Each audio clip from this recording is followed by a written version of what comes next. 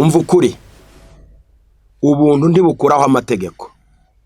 Muri iyi minsi abantu benshi cyane bishingikiriza ku buntu maze amategeko bakayatesha agaciro.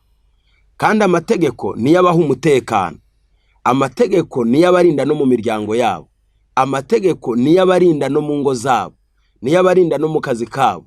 Ndetse amategeko ari ukuyakunda, n'abajura bashaka ko abarengera, n'abagizi ba nabi bagashaka ko abarengera, n'abagize nabi ntibishimiye abahannye. Amategeko haba muri sosiyete, haba mu gihugu, haba mu muryango ni meza. Umva ukuri, Imana ntiyabaho itagira amategeko. Amategeko ni meza y'Imana. Icyambere, amategeko y'Imana ni meza.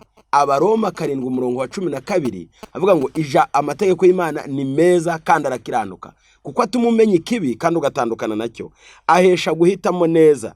Zaburi 119:4, amategeko Uwiteka yigishije ahesha umuntu guhitamo, ukamenya kugereranya icyiza n'ikibi, ugahitamo ukareka icyangiriza ugahitamo icyiza.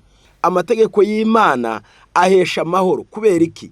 Iyo ufite umutima uticira urubanza, iyo utabanye nabi n'abaturanyi, iyo ubanye neza n'abandi bitewe no kumvira amategeko y'Imana, ugira amahoro mu muryango, mu mutima wawe, ibitotsi byawe bikakugwa neza. Amategeko y'Imana amara umubabaro. Kubera iki? Dawidi we yaravuze ngo amategeko yawe atari wo munezero wanjye, nari kurimburwa n'umubabaro. Amategeko y'Imana atera umunezero. Zaburi 119:92. Zaburi 19:7 ahabaswa ubwenge.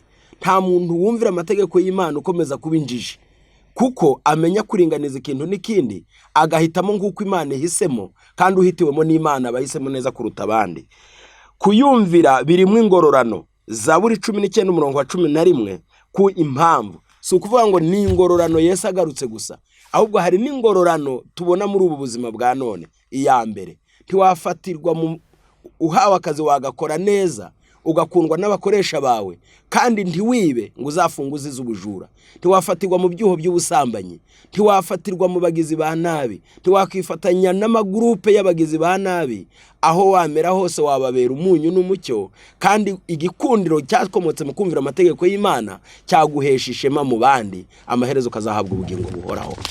Amategeko y'Imana atera umunezero, agatera ibyishimo, agatera kugubwa neza.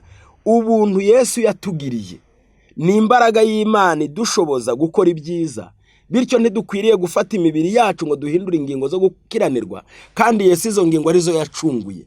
Iyo duhangaye kuvuga ngo ubuntu bw'Imana ngo twarabuhawe ngo amategeko arorere, tuba twimitse icyaha mu ngingo zacu.